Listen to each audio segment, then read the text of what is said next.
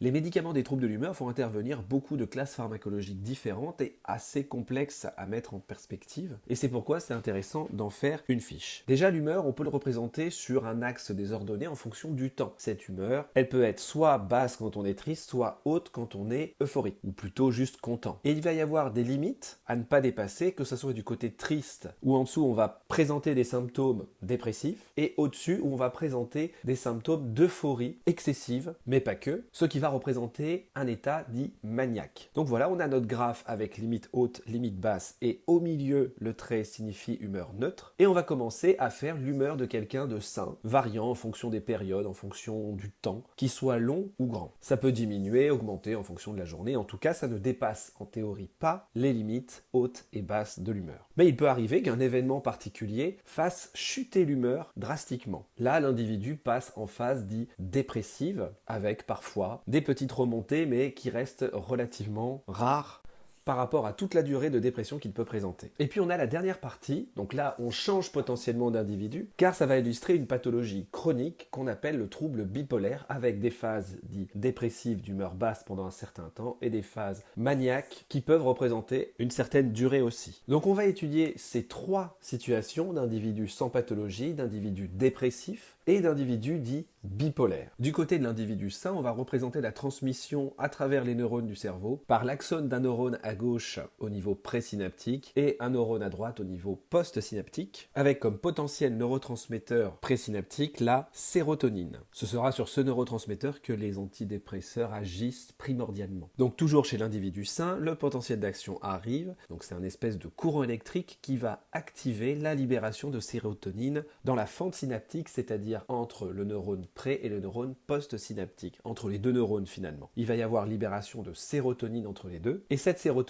va activer les récepteurs du deuxième neurone pour déclencher ensuite un nouveau potentiel d'action, et ainsi favoriser la transmission des neurones ici sérotoninergiques. Il se trouve que si on est chez un individu dépressif, cette transmission se fait beaucoup moins. Les neurones sont toujours là, la sérotonine aussi, mais en peut-être moins grande quantité. En tout cas, la transmission ne se fait pas, il n'y aura pas assez de sérotonine dans la fente synaptique pour transmettre l'information, pour transmettre le potentiel d'action. Lorsque ça arrive sur une grosse quantité de neurones sérotoninergiques, on a donc un individu qui est atteint de dépression. Et du côté des individus bipolaires, il va y avoir plusieurs médicaments, par exemple le lithium ou le valproate de sodium, qui vont servir en quelque sorte à ramener l'humeur à la normale, en évitant qu'elle fasse le yo-yo entre les deux extrêmes. Finalement, on ramène l'humeur à quelque chose de plus neutre. C'est pourquoi on les appelle les normothymiques. Normaux pour la norme, thymique ça veut dire l'humeur. Donc ça va être des médicaments qui vont ramener l'humeur à la normale. Les deux exemples de médicaments ne sont pas anodins, car le premier va être médicament à marge thérapeutique étroite, ce qui fait qu'il y aura une surveillance particulière de la lithémie, c'est-à-dire la quantité de lithium dans le sang. Le deuxième, le valproate de sodium, va être tératogène, et il faudra faire bien attention chez les filles et les femmes en âge de procréer, avec un devoir d'information sur la nécessité de la contraception et sur le côté tératogène du principe actif.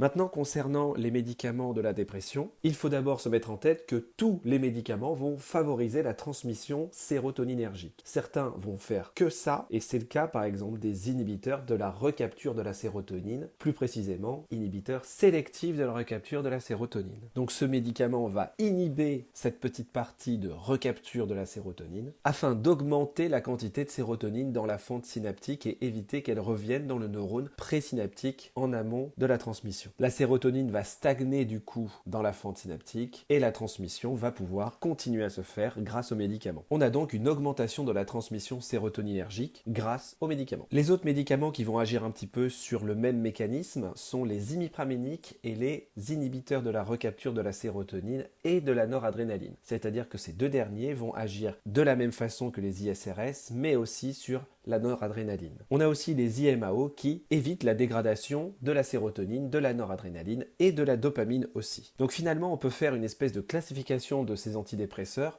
en notant dans un tableau les neurotransmetteurs sur lesquels ils agissent en augmentant ou en diminuant leur activité. Les ISRS, comme on a vu, ne vont agir que sur la sérotonine en augmentant son activité. Les IRSNA vont agir sur la sérotonine et la noradrénaline. Les tricycliques vont faire exactement pareil en étant en plus anticholinergiques, donc diminuer la transmission cholinergique. Et les IMAO, par leur action sur l'inhibition du catabolisme du neurotransmetteur, vont augmenter la transmission sérotoninergique, noradrénergique et dopaminergique. Donc voilà une vision d'ensemble un petit peu plus courte que d'habitude à propos des médicaments des troubles de l'humeur.